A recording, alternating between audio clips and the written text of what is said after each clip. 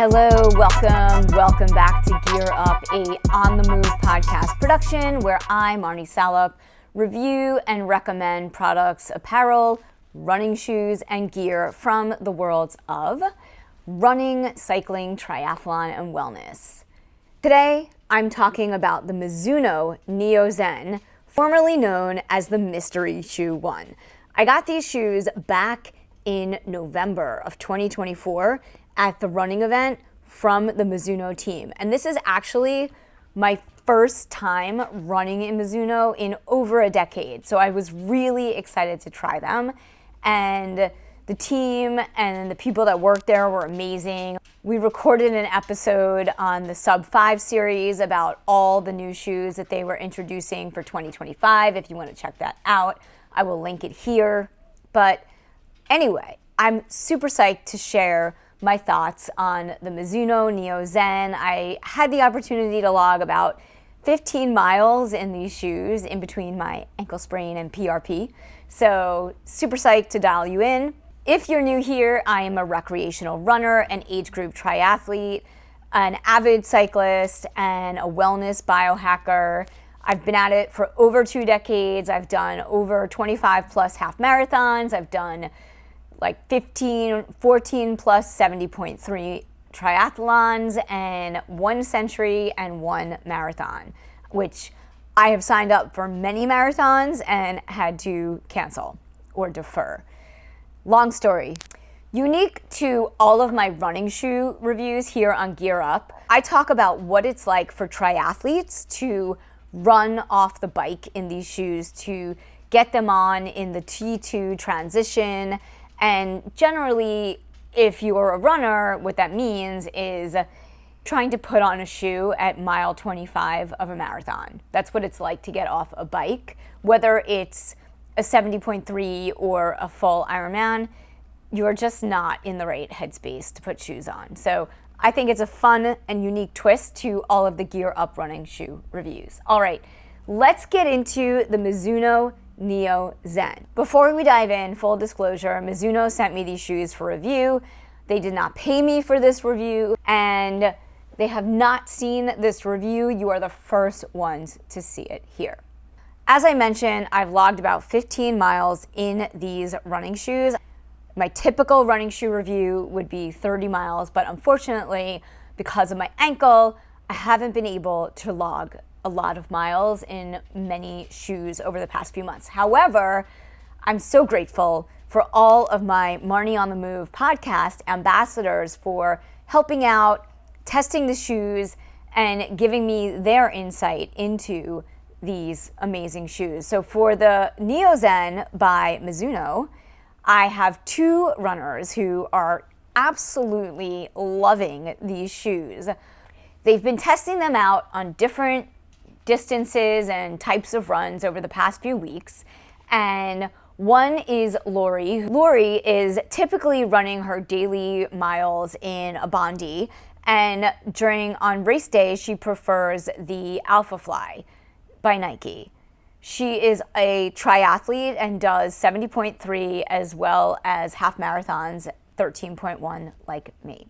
My other Marni On The Move ambassador that's testing these shoes for me is Louisa. She is an avid half marathoner, has done several marathons, has been running since 2011. She's constantly running, always doing different events throughout the year. She's currently running in the Saucony Pro 4. Since she has tried the Mizuno Neo Zen, I think she might have a new favorite shoe. I've been getting a lot of texts from her telling me how much she loves these shoes. But the shoes are amazing. Okay. They are soft, they're comfy, shoe bags is white, and they're really amazing. They're really cool. They're really good. I never run a Mizuno. That's a surprise. Awesome. Amazing. So more about that later. Let's dial in to my experience running in the Mizuno Neo Zen, aka Mystery Shoe 1. There are so many things that I love about this shoe.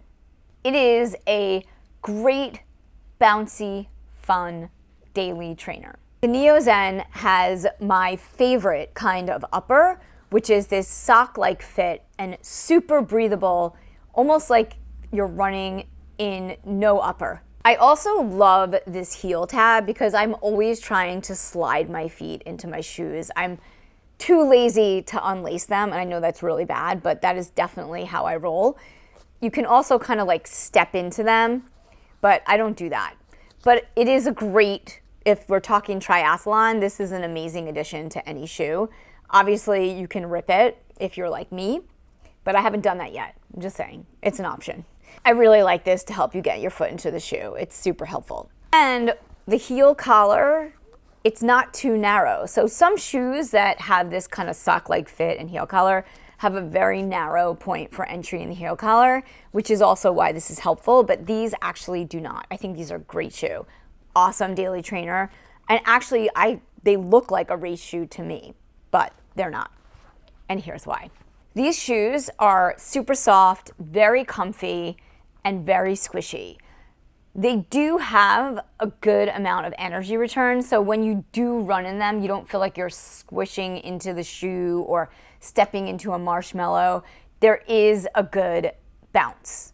However, I did have to size up in this shoe because I have a wide forefoot and also my second toe is longer than my first toe, so because they aren't a race day shoe but look like a race day shoe because they do kind of get narrow in the toe here, I did size up to a size 8. As I mentioned, I logged about 15 miles in these shoes, somewhere in between spraining my ankle and getting PRP. So my ankle was healing and I felt like when I started running in these shoes, there wasn't a lot of stability. Because they're so soft and cushiony and also have this kind of super flexible upper, my foot was all over the place. I really didn't feel like I could run in them for more than 5 miles at a time. And while I had to kind of like put that on hold, I would definitely run a longer distance these once my ankle is back on like solid ground. But for now, I feel like I can't. But I do think these are an amazing daily trainer for anyone who likes that bounce, that cushion. They are a max cushion shoe, but not super max. So they come in just around 40 millimeters in the heel.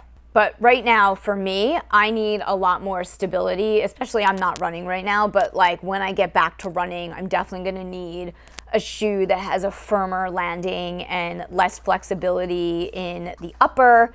But that's just me where I'm at with my running right now. And if you want to think about that, I mean, you know, if you are someone who tends to roll your ankles or roll your foot when you run, this might not be the best shoe for you. And there's a lot of shoes out there like this. So, but if you are solid and you don't do those kind of things, this is an awesome daily trainer. Comparatively speaking to other similar stack max cushion shoes on the market, like the Nova Blast or the Bondi, these definitely have the best energy return of all of those shoes that have that kind of max cushion. These were my preferred daily trainer with a max cushion. That said, I still need a shoe that's more solid. So I might actually run more in like a Clifton or a Mach 6 when I get back to running, if we're talking Hoka. Yeah, so similar to the Nova Blast and the Bondi, these have a max cushion heel and a high stack, but not similar. They have great energy return and bounce. So if you're looking for this kind of shoe, then the Neo Zen is definitely gonna be your jam. Off the bike, I love this shoe for triathletes. It is a great, comfy, energy boosting shoe. I haven't tried them off the bike, but based on my experience running in them and just knowing what the midsole feels like and the upper, I love these for triathletes, probably more for 70.3 and a half marathon as opposed to a full marathon or a full Ironman. I think they have great energy absorption and return equally. Very comfortable shoe, and also I like that you can lock down the laces in the upper. I like this heel tab, as I mentioned, if you're in T2 and you want to slide your foot in, it's awesome. So I would recommend these for 70.3 as well. And I like that they have that soft cushion, but energy, so your first 2 miles off the bike are kind of like gaining your traction back, and then you can kind of take off and get some good speed. All right, let's talk tech specs. The Mizuno Neo Zen have their signature smooth speed assist technology, which allows for a smooth midfoot run. They have a one-piece upper, which seamlessly integrates the tongue for a natural fit in all foot types. There's eco-friendly materials. The shoes are made with recycled materials. And midsole is made with their signature NRZ Next. This is their next generation of Mizuno NRZ midsole material designed to maximize energy return and cushioning, optimum performance, which they totally nailed with this shoe. This is definitely a neutral shoe with a 6mm drop, a 40mm heel stack, and a 34mm forefoot. The weight is 7.1 ounces, so women's size 8, not too heavy. And the price is $150. Not bad for a daily trainer that gives energy, bounce, comfort, and performs good at different speeds. All in, if you're looking for a plush, bouncy daily trainer, the Mizuno Neo Zen is definitely going to be your jam. But if you need something that has a little more stability, like me right now where I'm at with my running, not my favorite shoe. I would go with the Bondi 9 or the Asics Nova Blast. Some people are really going to love this shoe, and other people might have a better shoe to log their daily miles in. It really comes down to preference. Also, side note, Lori added to the comments that she loves walking in this shoe because it does have good cushion and energy return, so she feels like she's getting a little extra boost walking around the city. Overall, I am a big fan of Mizuno and I'm loving this new Neo Zen shoe. I'm really glad I got dialed in back in November, and I'm excited to see what's next and try other shoes by the brand. Also, hit me up in the comments if you've run in the Mizuno Neo Zen or have a favorite Mizuno that you love to run in, or have any questions about these shoes. Also, don't forget, like the video, subscribe to the channel, and yeah, hit me up in the comments. Let's go. Over and out. See you next time on Gear Up.